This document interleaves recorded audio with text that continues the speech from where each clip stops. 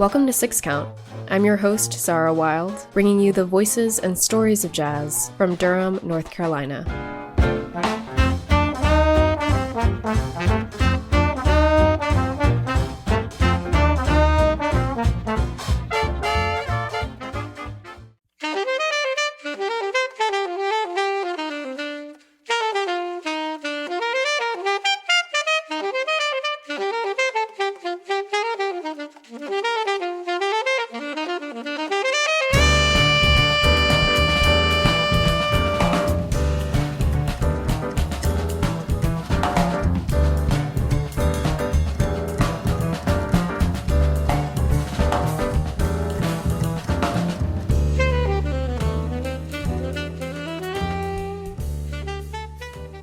Aaron, thank you so much for speaking with me. Thanks for having me. I appreciate it. And it's so sad that our first interview is going to be the last for a little while because you're moving. Yeah, I am. And this is the last few days, last week? The last 2 weeks. I think I leave 2 weeks from yesterday. Okay. Wow. Yeah. And what has your last month been like? The last month has been weird. For primarily because I had to move out of my house a little too early. Like I couldn't extend my lease any longer. So while I'm saying goodbye to everybody and playing final gigs and wrapping up teaching at NCCU, I've been like living out of a friend's house and kind of essentially couch surfing my way to a new career. But it's more than anything else. I think it's been like an emotional roller coaster. You know, I'm excited about new opportunities, but I really love it here, and I love the people here, and it definitely is painful, you know, leaving. Yeah. And tell me about this new opportunity. I know you'll be the director of big bands and applied saxophone, and it looks somewhat close to where you grew up. It is, yeah. I've taken a position at Washington State University, which is in Pullman, Washington. I'm from Washington State originally, although Pullman is like almost literally as far from my hometown as you can be. So it is drivable to my mom's house, but like by 5 hours. Okay. But I actually considered going to the school when I was a kid. There was a great saxophone teacher named Greg Yasinitsky, and I'd spoken to him on the phone and ultimately ended up moving to Hawaii instead. But part of the reason I applied to the job was that I saw that he had retired. And it was almost on a whim, like, I'll apply for Yasinitsky's job. And as I made it through each step and got closer and closer and it got more and more real, it simultaneously became more surreal because, you know, and when I finally got it, I almost didn't even know what to make of the opportunity. Like I did apply for this, but sometimes it feels like the opportunity is so nebulous and not like an actual reality yet. Yeah, you know, the general consensus in higher ed is that you just have to apply for everything.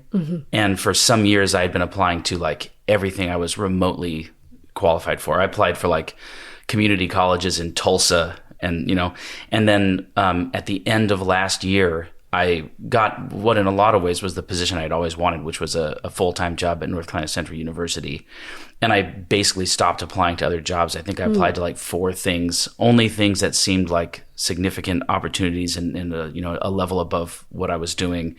And so as I, made it through the steps on this, it was like I guess I was applying to things that fit my resume perfectly rather than just applying to everything. So maybe it makes sense that I got more traction that way. Yeah. And what do you know of the current faculty? So I've been out and had an interview with everybody, and by now I've actually been emailing. The semester's about to start, so I've already been in contact with students and talking about setting up auditions for big bands. It is a big music faculty. It's a much bigger school than I've been involved in the past. I think that there are more than 30 full-time music faculty. Wow. And the student body itself is like 25,000 people, so it's a big school in a relatively small town. So both of those things will be something of a change of pace. The big band program has been around for a long time, and the school itself is just 8 miles away, I think, from the University of Idaho, which also has a big music program. And when I was a kid, they held a festival called the Lionel Hampton Jazz Festival, which was the biggest jazz festival west of the Mississippi River. And so all of my experience in Pullman as a kid was going to play at that festival a couple of years during high school. So I had, an awareness of the school and of the program, but it was, as I mentioned, far enough away from my hometown that I didn't go there all that often. But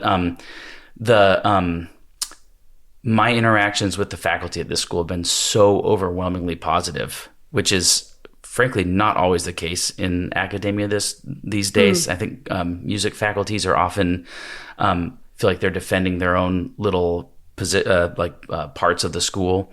And so far, I've gotten nothing but love and friendship from everybody. So I'm really looking forward to working with everybody there. Well, that's great to hear. You have a welcoming cohort to bring you in, and you'll also have a very sad farewell group, but that are wishing you the best, along with the Eric Hirsh Quartet tomorrow at Magnetic Sound Studios in Durham. Can you share about your work with Eric and with the quartet over the years? Yeah. When I first moved here, I can't remember how I met Eric, and I've been trying to think about it. I should ask him. Mark of a long friendship. Yeah, exactly. But I remember hearing him play in a couple of different groups like The Beast and Orchestra Gardel. And early on, I was like, man, that's a guy that I want to work with. At the time, just from a musical standpoint, he was involved in so much of the hippest music in town. And we became friends, and I played on a couple of shows. I subbed in a few of his bands. But sometime many years ago, he said he wanted to form a quartet, and he invited me to join as the saxophonist. And that was really one of my early great honors in the area, was to have him invite me to play. Eric is a fascinating and very accomplished composer and arranger. And I wouldn't even try to, I guess his music fits into just generally modern jazz. But he's got a real special gift for writing interesting harmonies and melodies, usually over very diverse time signatures and time feels. And so every song that he writes is like a big adventure. He has a tendency to write really grandiose tunes also, so it feels like an emotional journey every time that we play. But we've been together, 7 years? Again. Okay. I don't know. The time has flown by, but we recorded a record a couple of years ago called Distillation, right before the pandemic. And but of course, during the pandemic, we didn't get to play a whole lot. There were a couple of years there where we played, we just jammed outside at Steve Kaufman's house a couple of times. But we rehearsed and had a celebration for Pete's birthday, for Pete Kimosh's birthday, the bass player, last a couple of days ago. And then this will be our last show before I move. I don't know if I actually addressed any more about the band. Yeah, I told you what Eric's music is like. Okay. Yeah. And you've also played with the Mint Julep Jazz Band with Laura Winley and the Repertory Orchestra with North Carolina. Can you share more about these ensembles that you've been with over the years, and perhaps who's on your goodbye list? Yeah, so the North Carolina Jazz Repertory Orchestra is a big band led by Jim Ketch, who was the professor of jazz studies at UNC Chapel Hill for many, many years. He retired. I think he taught there for 43 years, and he just retired a couple of years ago. And we had my kind of farewell concert last night. That band has been around for, I think, 30 years, but I've been playing lead alto in that band for 10. And a couple of years before I joined that band, Lucian Cobb and Laura Winley founded the Mint Julep Jazz Band, which is an 8-piece swing band. And that band exists primarily for playing swing dances. So we play almost all music that is either transcriptions of music from the 30s and 40s or compositions by Lucian Cobb and Keenan McKenzie that fit really comfortably within that sort of genre. And again, almost always with dancers in mind. Laura Winley, who you mentioned, is our singer, fantastic singer. But she's also a competitive dancer. And so this really is I think a passion project for her in that respect. But as jazz musicians, it's that was the real heyday of our music, at least as far as national popularity or international popularity is concerned. So it's always a fun, type of music to play. She's also a great band leader. So everybody in that band is like, it's been nothing but fun, friendly gigs. And so all of those people will be on my on my goodbye list. Saying goodbye to the NCJRO last night was really hard. That was at the Sharp 9? At Sharp 9 Gallery, yeah. Jim has been a real mentor to me, and I think I owe him a huge debt of gratitude. But all along the process of me getting a master's and getting a doctorate, he was the one I always went to for advice. And he's also probably written me 1,000 letters of recommendation. So I'm deeply in his debt on that one. But he's still like my hero. I think to myself often like that I need to take every opportunity to pick his brain about how to be a good band leader. And it's part of the reason why I chose that kind of school. Like my big applications have been for saxophone and big band, and it's like watching Jim work has been a big part of that. And even though he's technically retired from UNC, he's still so active in the jazz community, and just seeing how he mentors younger students as well is really neat to see that he has been a mentor like for you for so many others. He's a legend. I mean, he really is. People throw that word around, but he's been teaching all over the Southeast and all over the nation for many decades, and he really built that program. I don't know what the jazz college scene was like when he got here. I don't think that there were any jazz programs. I think that predates North Carolina Central's program, and I'd be pretty shocked if there was any jazz musician who's grown up in this area that doesn't list Jim as some sort of an influence. I mean, he really is an incredible force for the music. We all owe him a lot. Yeah, I'd love to get him on Six Count too one day. I'll put in a good word. Thank you. I appreciate it. Yeah, no problem.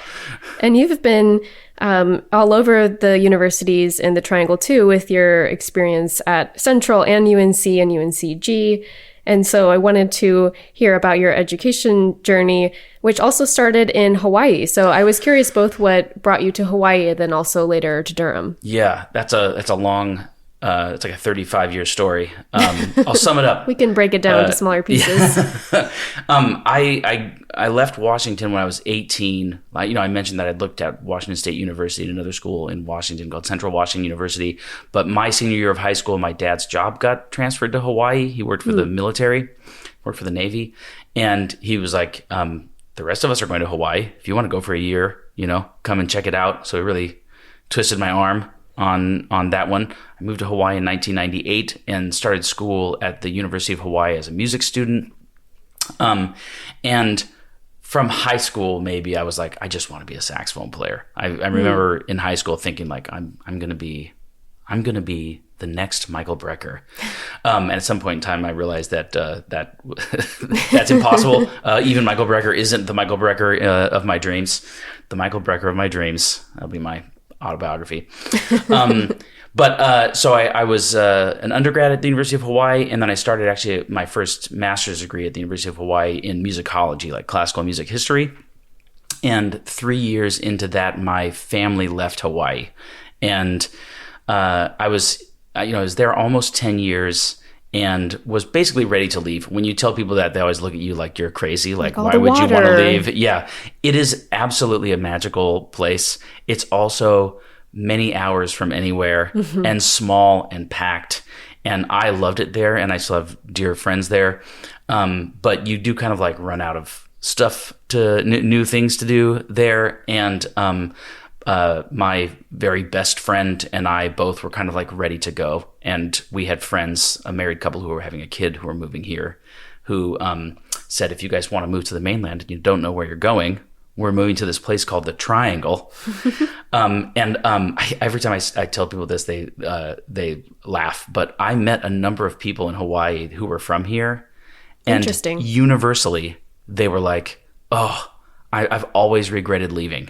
Like I've always missed the Triangle. And happy people living in Hawaii, they really, really loved it here, really talked it up. So I moved here in 2007, still trying to finish a classical music history degree. But I very quickly upon moving here got to know students and faculty at NCCU, at North Carolina Central University. And long story short, decided to transfer to go to school there. I say transfer. I think I ultimately transferred 1 credit, as it goes, from musicology to my jazz degree.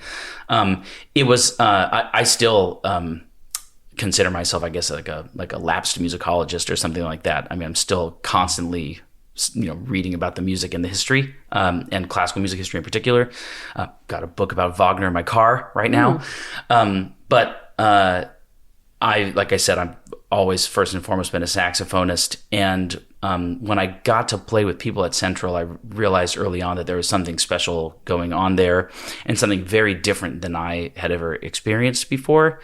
Not to put too fine a point on it, but like as a white kid from Seattle, I remember thinking to myself, if I'm going to devote my life to playing like a black music, I should go learn it from black people. Mm-hmm. And not just it's not just an issue of color, but one of culture. Like Central keeps alive the culture of the music in a very special way that I don't know where else. I mean, I have no doubt there are many places you can get that sort of experience. I don't know where else you can get that experience. And it completely changed the way that I think about the music and approach the music and play the music and teach the music. So my first teacher there was Brian Horton. Rest in peace. Yeah, absolutely. He was I think he changed the way I play jazz more than anybody else. I think easily he did. How so? So when I got there, my background, I mean, I've already invoked the name of Michael Brecker. I mean, I grew up, like a lot of young saxophonists, my first musical influence was Charlie Parker. Like people got me the Charlie Parker Omnibook. And so it was like bebop and forward. And, so I was obsessed in high school with Cannonball Adderley and John Coltrane and Michael Brecker and like modern saxophonists. I was not a super diligent practicer, but a voracious practicer at times as a kid. So I had a lot of technique when I got here. I was already a well-established jazz musician in Hawaii when I left. And so when I came to Central, I got like a graduate assistantship and stuff, and I got my school paid for. I could play. But Horton like saw to the center of my weaknesses and what was lacking in my playing like immediately. And I remember very clearly the phrase he used was like, you need more roots in your playing. Did you know what he meant by that? At the time I suspected, but very quickly it was like I started transcribing only Johnny Hodges, Benny Carter, Coleman Hawkins, Ben Webster, Lester Young, Chu Berry, just like old school saxophone players. We didn't just stay there. I mean, by the end, I played on my final on my final juries, I played a Coltrane solo and a couple of more modern things. But it was like blues and old school, like swing era, and even earlier, Sidney Bechet and Louis Armstrong. I mean, not just saxophone players.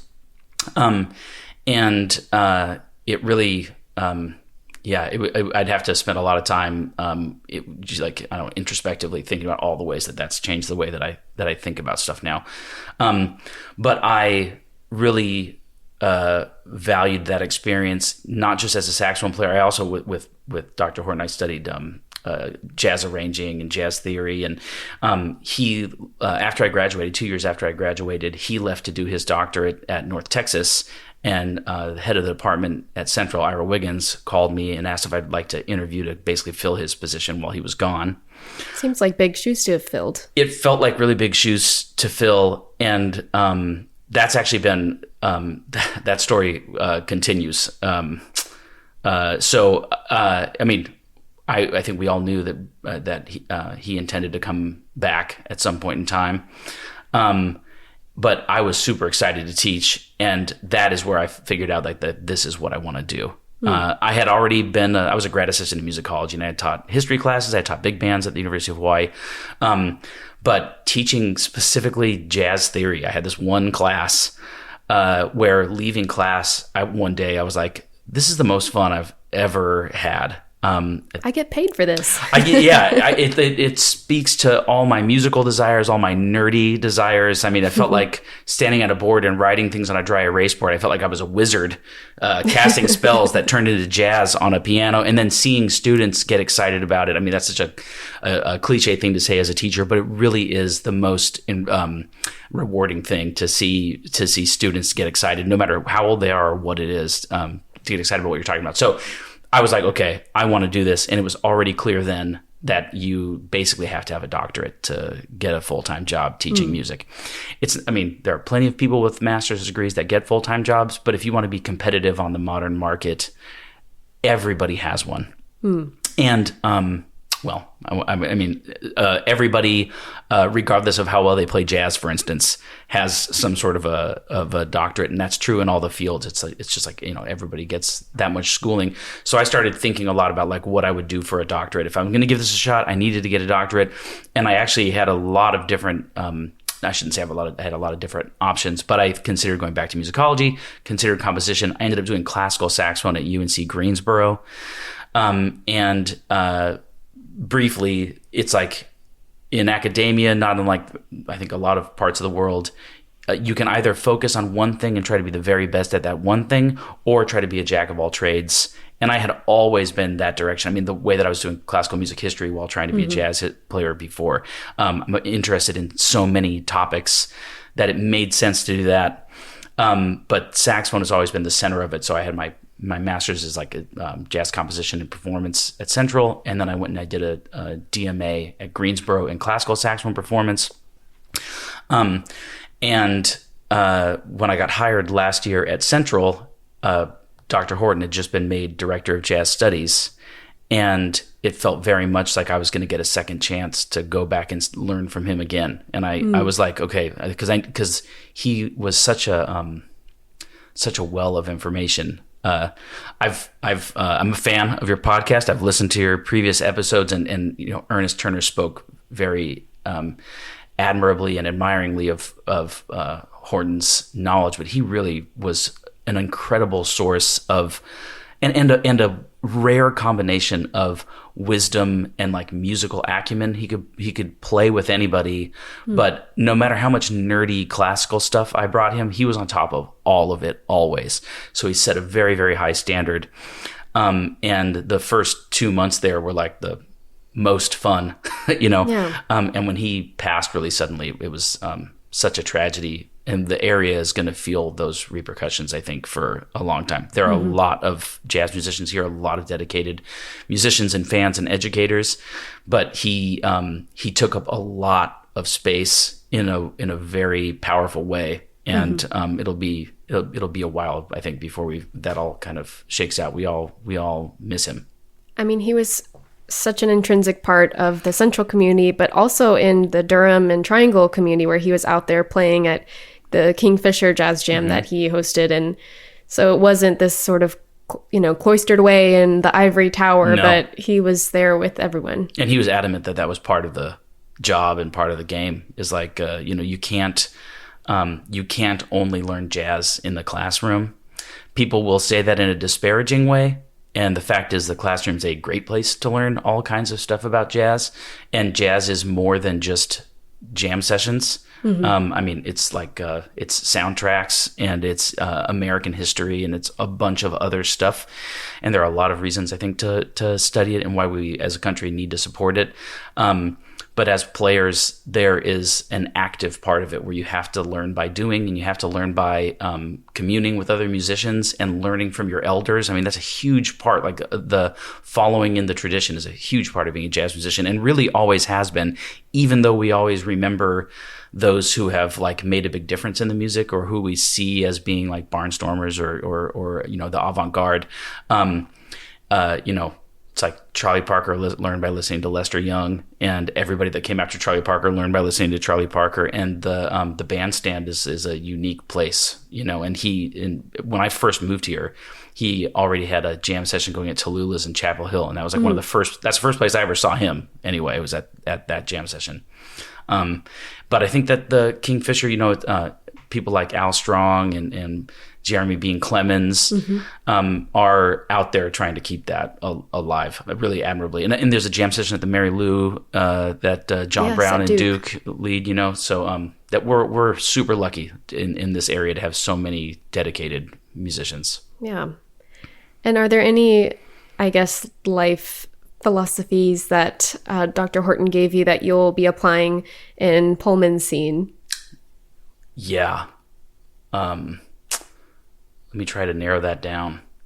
You know, I think he had this balance between, okay, he would say when I had questions about music where I was like, oh, how does this go? Or what is that person doing? Or whatever. Places in which I would be very inclined to give an academic response. And I'm thinking specifically, not to get too in the weeds, but like how did John Coltrane make that sound? Mm-hmm. And my response often would be like, oh, there's a tongue position thing and a reed thing and an airstream thing and his larynx and, and Brian Horton had a way of being like, of pushing that aside and being like, let's go back to the source. He would use that phrase, back to the source. And it was like going back to the record and listening to the record over and over and over again and imitating the record over and over and over again. That's not necessarily novel jazz advice, but he set that sort of example. But the balance is that on the other side of that, he was just as rigorous as anybody else was and could try to describe it in as specific terms as possible.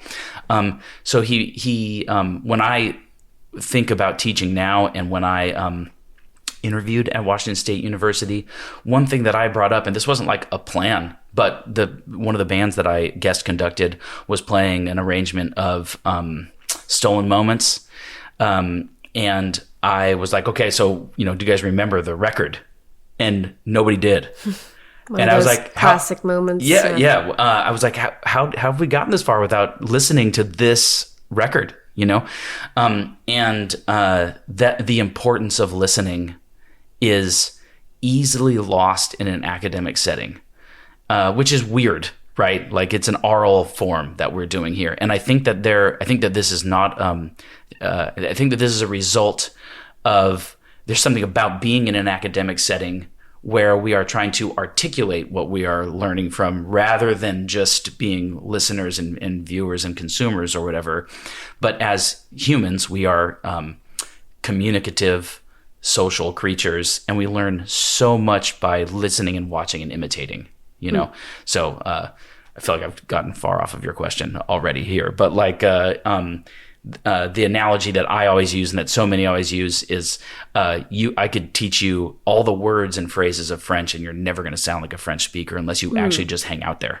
And in reality, you'd be better off just being like abducted and kicked out of a van in Paris and having to hang out for a year. That would be fine. You know what I mean? Yeah, I could figure out a way to survive. I read Orwell's Down and Out in Paris. Now, I just want to say, and I feel like that point gets made, if you added to that some great classes with some great teachers, it would be easier. You know what I mean? But a balance of the two. And there we go, back to Horton. Yeah. He really embodied the use of both of those things rather than just relying on one or the other. And as a person who's been a lifelong student, that's kind of hard to find. I've had great teachers who really got a lot out of one or the other, but very few who did both so well. And a lingering question I have is, you have so much experience in classical and jazz. Mm-hmm. Was it strategic to have this balanced, repertoire of doing both, or what went into those decisions? You referenced yourself as, rather do the jack of all trades route. Yeah, it was only strategic in like the later stages. I loved classical music as a kid. Kid was a long time ago now, right? When I was in grade school, I was listening to like West Coast hip hop and then heavy metal. So I didn't grow up listening to jazz or blues or, I played music in church with my mom as a kid, and she was my mother was a piano player and a piano teacher. But by the time I was in high school, I think because of band, I had gotten really interested in music, and so I was listening to band, but then that became listening to a lot of classical music. My mom did take me to some classical concerts, but I would hear classical music around the house a little bit. I also heard a lot of just like, whatever, popular music from the 70s and 80s. But I have identified myself as a jazz musician since probably, like 11th grade, at which point in time I'm sure I was terrible. But I certainly was completely sold on it because I was playing in, maybe even earlier. As soon as I started playing in jazz band, I was like, this is the coolest thing. But, when I chose to do my master's in classical music history, it was because at that point in time, my goals had been narrow. It was like, I'm just going to go to New York and be a great tenor saxophonist. And I had a lot of realizations. One, that's a harder, less glamorous life than it sounds like. And already in the late 90s, it was clear, or early 2000s, I guess, it was clear that there wasn't as much money to be made in jazz and from jazz records. I remember I heard that a few of my heroes had like lost recording contracts. So I was like, okay, I've got to find something else to do than just playing jazz. But it's got to be music related. And it was like, I love history. I love classical music. I loved the classes that I took in classical music history, and I was taking classical saxophone lessons. I took classical saxophone lessons from like an early age, and I loved it. I really love so much music. So when it came down to choosing a path for a doctorate, like I said, I had these other options, but I'm best at playing saxophone. I will say my professional experience at the time was very much pop oriented. I mean, it was jazz, blues. When I was in Hawaii, I played in reggae bands. I played in ska bands as a kid. You and Laura Windley are both liked ska. Yeah. We actually, and her husband Lucian did That's too. How they met. We bonded early on. We have a lot of similarities in that way. When I decided to do classical saxophone, it was strategic from the standpoint that I was trying to make myself as marketable as I could. But I will say, I was told in my interviews, I've been a finalist for a couple of big jobs, and they were all jobs that were jazz and classical saxophone. And in a number of those interviews, I was told, they ask you like, why us? And at some point in time, I was like, why me? Yeah. And what I was told over and over again was everybody says that they play both of these things, but none of them really do. And the reason is that it takes years of love and dedication to really want to be good at a thing, especially a thing that is as hard as jazz and classical saxophone are.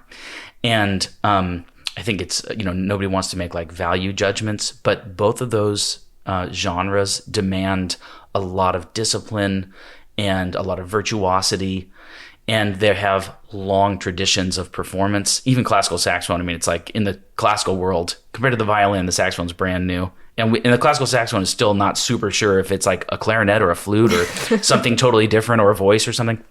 But I've always loved it, and so I was excited to do it. I will say that when I went and auditioned as a person with musicology experience and classical performance experience, I sent in a tape and introduced myself to a man who became another great mentor to me. So I'll name him Dr. Steven Stusek. I mean, he is named Dr. Steven Stusek. I'm not naming him that. So I'm giving his name. For the purposes of the podcast. But at first, he was like, look, if you're just some jazz player that wants a piece of paper that says classical saxophone on it, then forget about it. And I think that's because that's common. Like I said, everybody's trying to get doctorates now. And I've had students that are like, I think I might try to do the classical doctorate thing too. I'm like, have you ever done it before as an undergrad? I'm like, no. It's like, well, then why do you think you should be able to get into a doctoral program doing that thing? Right. And now I will say I wrote a sincere and humble email to Steve saying like, no, I want to learn this thing. And I want to not be like a jazz imposter. But to him, it was still clear that I sounded like a jazz player, even with a lot of like experience and time spent on the instrument. And then, or that is playing classical saxophone. But the first semester of my study was 100% focused on don't be obviously a jazz saxophonist. To jazz players, I mean, in the jazz community, I was definitely known already as a guy who played a lot of classical. It was actually part of Ira Wiggins asking me to teach. He was like, I know you do a lot of classical and we need to teach our kids classical. So there are like levels of this sort of thing. But I spent about 6 months only listening to classical saxophone and only practicing classical saxophone. Previously, a lot of my classical study would be listening to singers and violinists and trying to sort of transcend the instrument or something like that. But I was like, I need to know this genre inside and out. And by the end of my semester, I had to do what's called a continuation jury. It's basically like you get one semester to prove yourself, and if you don't pass, they can just kick you out. Yeah. I don't know how often people actually get kicked out, But it's enough to scare you. Well, yeah, and they didn't even. I've always been worried that I suck, so I was like, I'm going to practice super hard. And I was so busy, but practicing all the time. Anyway, at the end of the semester, Steve was like, "Hey, man, you don't sound like a jazz player anymore," which weirdly was a grand compliment. Yeah. Yeah. If someone else had said that, I would be like, "How dare you?" Yeah. But no. And then so anyway, it's like now half my practice time is classical related. I spend a lot of time transcribing music of composers that I like that didn't write for classical saxophone, writing it for saxophone. I've been working for quite some time on the music of Olivier Messiaen, who's like a favorite composer of mine. So it was strategic at the end, but no, this is something I really love. I'm curious, what's going to be on your playlist as you drive or fly out there? Listen, I'm going to be honest. I've got a bunch of Star Trek podcasts saved up. That's literally true. In the world of podcasts, I'm on a podcast. It is so easy to listen to podcasts, and I love podcasts. And as a musician, it is essential that I fill my ears with music. And I have to fight the podcast urge a lot. So you're going to indulge. The thing is, it's like I'm not trying to put down podcasts. It can be so intellectually fulfilling and satisfying to listen to podcasts, and so there are a lot of podcasts on the playlist. I want to. I've taught a lot of saxophone, but I've only led a handful of big bands. I mean, I've directed big band quite a bit, but in comparison to how much saxophone I've taught, that's the part that I feel like I need to make sure and be the absolute best that I can be. And I've got an idea of repertoire that I want to have this band play. A lot of that'll be determined more by hearing the band once I get there. I mean, we've got auditions coming up in the middle of August. I'm super looking forward to hearing that. The band sounded fantastic when I was there in I think I interviewed in March. So the playlist won't sound as exciting. This is not my artistic advice playlist, but I've got Basie, Chairman of the Board. The Blues in Haas Flat is the first track on that record. I want to play that. They've got a lot of Alan Baylock's charts in their library, so I've got an Alan Baylock record. And then two composers that I really love now are, everybody's loved Maria Schneider for a long time, I guess, great jazz arranger. And then Miho Hazama is a composer and arranger who I think she's actually the leader of the Dutch Metropole Orchestra now. But I've got a couple of her records. That's partially as a aspiring big band director, but also as a composer. I arrange a lot, and her stuff is kind of my favorite new jazz. Darcy James Argy writes amazing stuff, but it's like Miho swings super hard. So that's the stuff I've been really listening to. Well, thanks for those recommendations. Absolutely. And I wanted to go back to something you said about how you're always worried that you might suck, which is hilarious as from this side of the table, where it's like, how could you think that? You're excellent. But I think it seems like a common fear as a musician and artist, where you're just like, am I a competent human being? Do I have anything to offer? Then it seems like other times you can be soaring, like I am really doing the music. So what have you found as ways out of those brain tunnels that you get into? Yeah. The imposter syndrome is real. Yeah. I think, first of all, I think to be a good musician, you have to be self-critical. I think when I was young, I was good at some stuff, and people were like, ooh, that's good. And I was like, cool, I'm going to do that more. But then as I played with more and more musicians who were way better than me and got depressed, it was like, hey, maybe instead of trying to figure out, I would tell myself, but I'm good at this to feel better. And it was like, maybe instead you should figure out how they're better than you and then go learn that, and that maturing moment. I actually remember a kind of a specific moment of having this crisis where I was like, oh no, this person's way better than I am. And let me just quit forever now. Kind of, because it's like, as a kid, at least admittedly, I was definitely partially doing it because it was part of my status at school or whatever, And I played at a high school jazz festival in Auburn, Washington. And man, I wish I could find out who this girl was, and I don't remember what school she was from, but she was just way better than me. And I was like, oh no, what am I going to do? There are people out there that are better than I am. And it was like a mature voice showed up in my head and was like, how's she better than you? Go learn all that stuff. Maybe ask her, Anyway, so in college, you spend all your time being like, what do I suck at? How can I get better at that thing? Mm-hmm. And I think that's why college music takes the love out of music for a lot of people. And more than that, it's like you're just doing it all the time as opposed to just as a hobby. So for me, long term, what has worked best is just saying to myself, however good you are right now, you're that good. You're that good and no better and no worse. You are whatever you are right now. And you can't do anything about like the past and what got you here, but you have the chance right now to make sure that you're better tomorrow than you were today. And as long as it's like you can do that or you can quit. This isn't the most pep talky way of doing it, doing it right. But I've many times been like, okay, well, like I just need to find more stuff that I suck at and then go eradicate those weaknesses. And it works. It's fulfilling. I mean, man, I'm saying this in a way that sounds depressing, but really one of the wonders of being a musician is I think that what makes us feel good about ourselves often is like accomplishing some sort of a goal, feeling like we've done something with ourselves. And sometimes it's the dishes, and sometimes it's like going for a jog, whatever that is. I have no idea, but you're never a perfect musician, and so you can always go put a little bit of more work in and get a little bit more out of it. And if you view it and live it in those small pieces, it's great.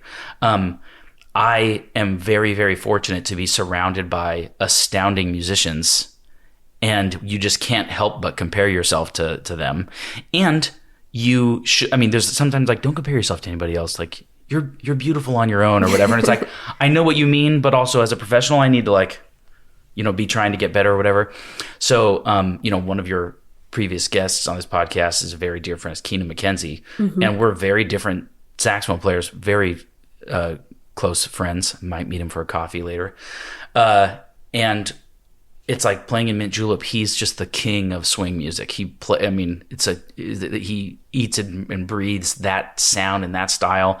And so all of Mint Julep is me and everybody else being like, wow, So yeah, I worry that again, maybe this will actually get me to answer your question. I worry that I suck in like oh no, if somebody's better than me, I'm going to fail or something like that. But the evidence is all around me that I'm not failing. Like I've still paid all my bills, only playing music. And I just have to like kind of put that in the right part of my head. There are times when I feel good about my playing, not as many as I would like. I know, though, from talking to great professionals that it's the same game for all of those people. Very few people feel great about what they're doing all the time.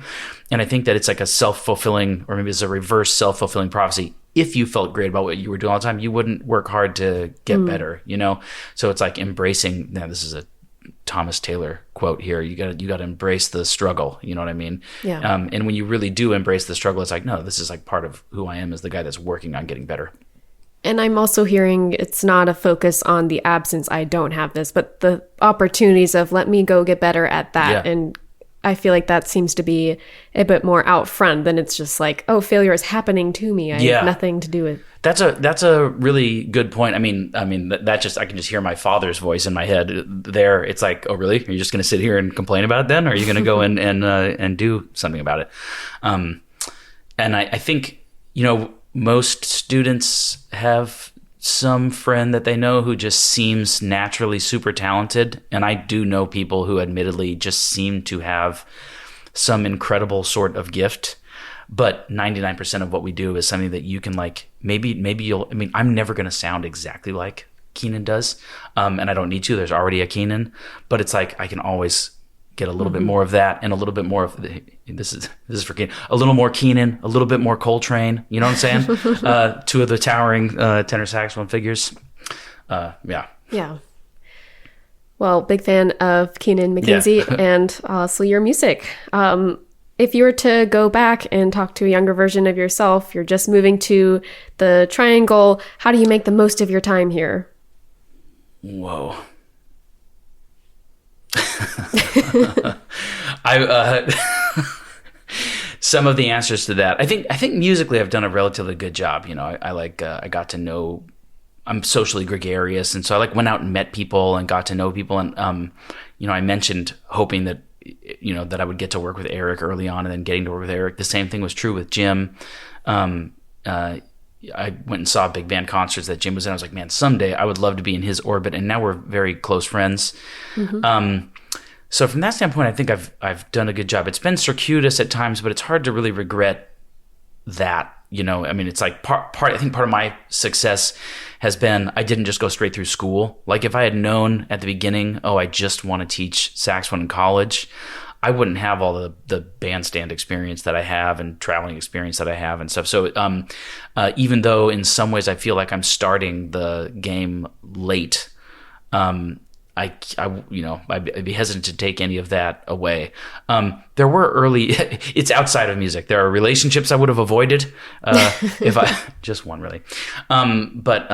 It's like, I've been here so long and it doesn't feel like a long time, but I've been here almost as long as I lived in Washington as a kid. So it's like, this has almost been like my, longest place. And the triangle's been really, really good to me. And I've learned a lot here. So I'm not sure that I would really try to take back any of it or change any of it.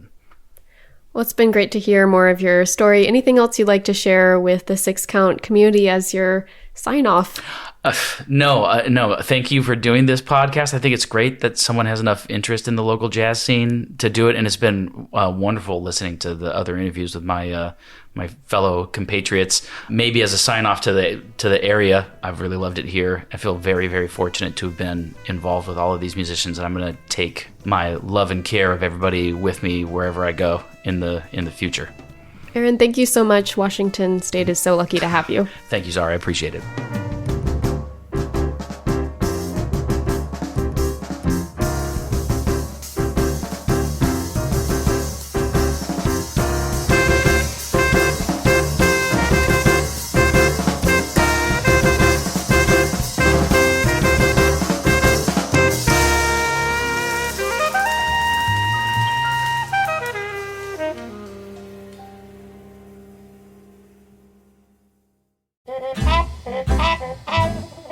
Thank you for listening to Six Count. I'm Zara Wild. You can let us know what you thought of the episode or recommend a guest by emailing us at sixcountpodcast@gmail.com or by finding us on Twitter or Instagram at sixcountpodcast. If you'd like to support our work in telling the story of jazz in Durham, you can make a gift to the show by following the link in our episode description. Thanks for listening.